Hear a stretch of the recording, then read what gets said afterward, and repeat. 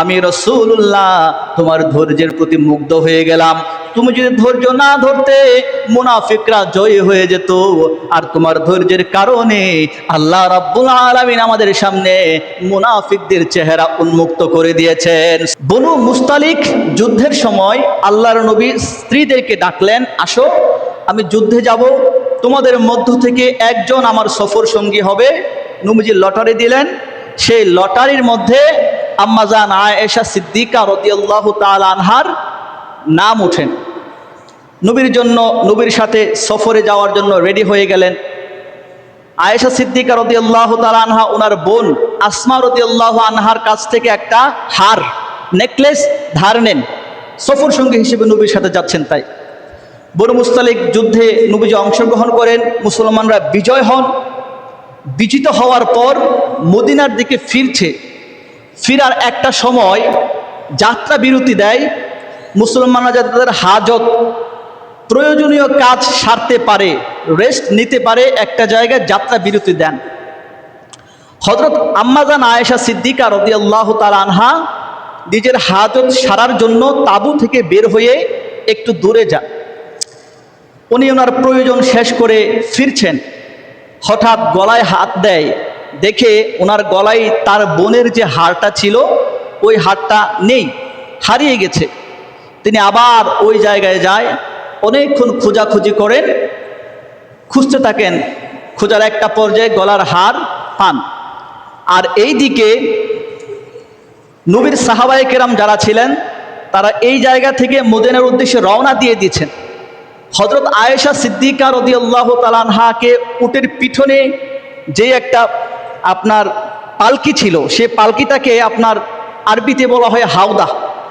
সেই পালকিটার ওজন ছিল, কিন্তু আয়েশা সিদ্দিকা রাদিয়াল্লাহু আনহা এত পাতলা ছিলেন, এটার ভিতরে উনি বসলে উনি এটার ভিতরে আছেন নাকি নাই সহজে বোঝা যেত না।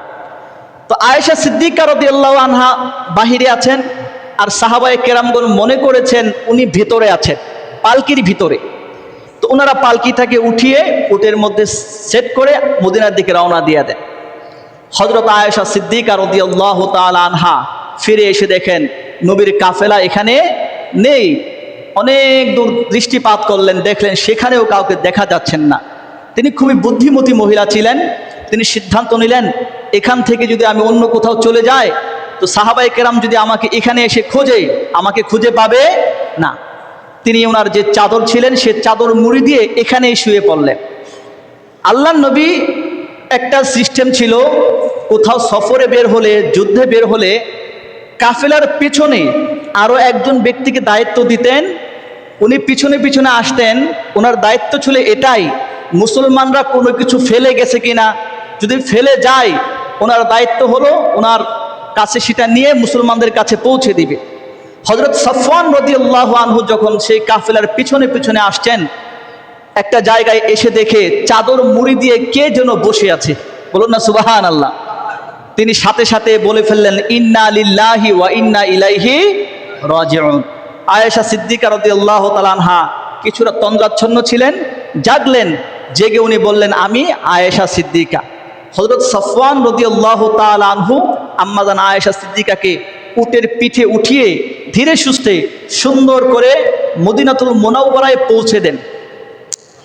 আর ওইদিকে মুনাফিকদের যে প্রধান আব্দুল্লাহ ইবনে উবাই ইবনে সলুল যখন দেখলেন আয়েশা সিদ্দিকা রাদিয়াল্লাহু তাআলা আনহা সাফওয়ান রাদিয়াল্লাহু তাআলা আনহুর উটের পিছনে চড়ে আসছে, ওই সময় মদিনাতুল মুনাওয়ারার প্রত্যেকটা আনাচে কানাচে আয়েশা সিদ্দিকা রাদিয়াল্লাহু তাআলা আনহার নামে অপপ্রচার চালায়, অপবাদ দিতে থাকে, বলুন না নাউযুবিল্লাহ। আয়েশা সিদ্দিকা রাদিয়াল্লাহু তাআলা আনহা নবীজির হুজরা মুবারকে যান। আল্লাহর নবীর কানে কিছু মুনাফিক চক্র পৌঁছে দেয়, ইয়া রাসূলুল্লাহ, ইয়া হাবিবাল্লাহ, আপনার স্ত্রী আপনার পিছনে পিছনে থেকে গিয়েছে, মনে হচ্ছে আপনার স্ত্রীর সাথে ওই সাফওয়ানের সাথে কোনো সম্পর্ক আছে। জোরে সোরে বলুন না নাউযুবিল্লাহ। হযরত আয়েশা সিদ্দিকা রাদিয়াল্লাহু তাআলা আনহার কানে যখন এই আওয়াজ আসলেন, এই খবর আসলেন, তিনি অত্যন্ত অসুস্থ হয়ে গেলেন, মানসিকভাবে ভেঙে পড়লেন। নবীজির হুজরা মোবারক থেকে ওনার বাবার বাড়ি আবু বকর সিদ্দিক রাদিয়াল্লাহু আনহুর ঘরে চলে যান। অপেক্ষা করতে লাগলেন। আর ওইদিকে মুনাফিকরা আয়েশা সিদ্দিকার নামে অপপ্রচার ছড়াতে থাকে। মুনাফিকদের এই প্ররোচনায়, অপবাদের মধ্যে বিশেষ করে 3 জন সাহাবী লিপ্ত হয়ে যায়, ভুল ক্রমে মুনাফিকদের ফাঁদে পা দিয়ে দেয়। এইভাবে একদিন নয়, 2 দিন নয়, 1 মাস অতিক্রান্ত হয়ে যায়। আল্লাহর নবী এই বিষয়ে কোনো ফয়সালা দেয় না। 1 মাস অতিক্রান্ত হয়ে যাওয়ার পর আল্লাহ পাক রব্বুল আলামিন জিবরিল আমিনকে দিয়ে বলে, জিবরিল যাও যাও, মদিনাতুল মুনাওয়ারার মধ্যে কারা কারা মুনাফিক, কাদের ঈমানের মধ্যে দুর্বলতা আছে, আমি রব্বুল আলামিন তাদের সামনে প্রকাশ করে দিয়েছি। আর অপেক্ষা করো না, যাও যাও, আমার আয়েশার চরিত্রের পক্ষে তুমি আমার পক্ষ থেকে বাণী নিয়ে যাও।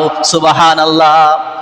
হযরত আয়েশা সিদ্দিকা রাদিয়াল্লাহু তাআলা আনহার চরিত্রের পবিত্রতার ব্যাপারে আল্লাহ পাক রব্বুল আলামিন ওই সময় 1টা নয়, 2টা নয়, একটানা 10টি আয়াত নাজিল করলেন।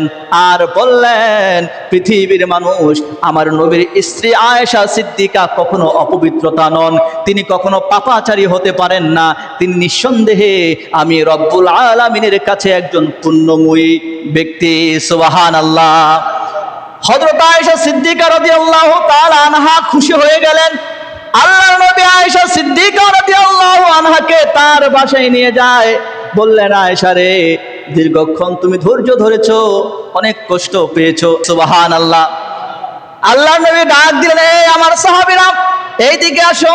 তোমাদের মধ্যে কে কে আমার স্ত্রী আয়েশার বিরুদ্ধে অপপ্রচার করেছিলে, অপবাদে লিপ্ত হয়ে গেছিলে, সন্দেহ পোষণ করেছিলে, তোমাদের শাস্তি হবে। তোমাদের কি হবে?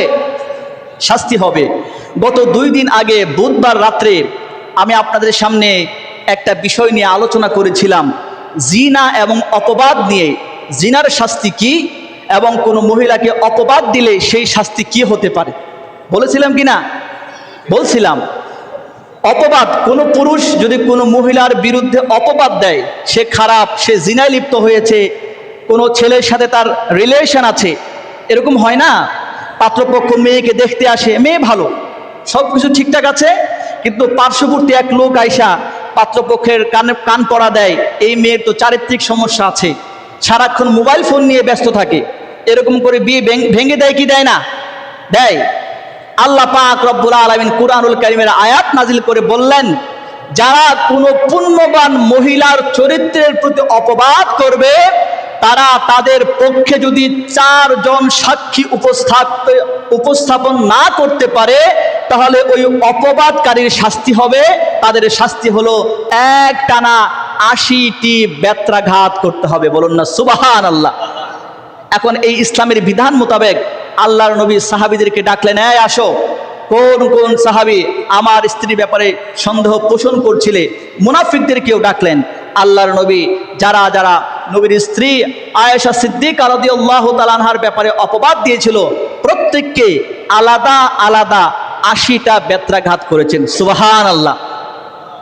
তাহলে দেখুন, আমাদের বর্তমান সমাজে এই ধরনের ইসলামিক বিধান যদি প্রয়োগ করা হতো, আমাদের সমাজে বিদ্বেষ, কুপ্ররোচনা, অপবাদ, মারামারি, হানাহানি এগুলো কি থাকতো? থাকতো না। কিন্তু আমরা ইসলামের আইন থেকে, ইসলামের বিধান থেকে অনেক দূরে সরে গিয়েছি। আল্লাহ পাক রব্বুল আলামিন আমাদেরকে ইসলামের মূল ধারায় অটল অবিচল থাকার তৌফিক দান করুন। সকলে বলুন আমিন।